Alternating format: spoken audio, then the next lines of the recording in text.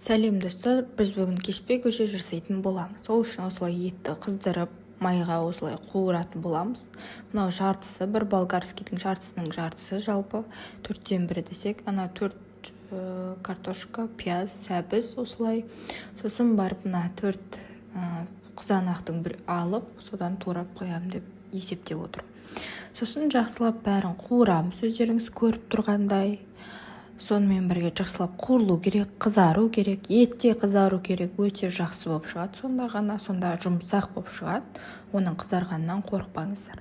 Сөйтіп жақсылап тұрып бұның бәрін не істейміз? Әрине де араластырамыз. Жақсылап тұрып дәмдеуіштерін барлығын салатын боламыз. Содан соң осы картошканы, картопты салатын боламыз. Жаңа 4 картопты.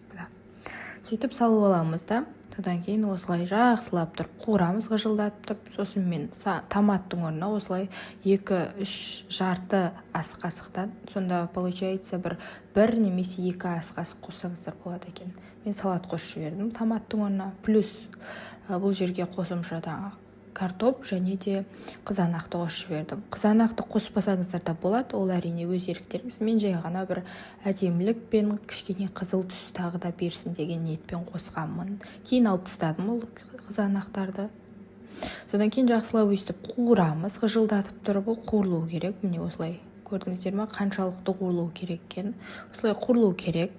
Қуырылған кезде өстіп жақсылап тұрып, бұны да араластырамыз. Кішкене арасында араластырып тұрасыздар.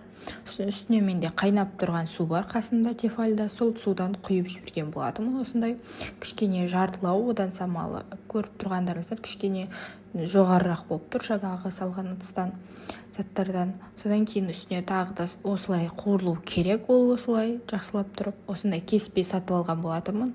Сөйтіп осы кеспенің мен белгілі бір бөлігін салатын боламын. Қараңыздар, мен мынанша бөлігін салдым.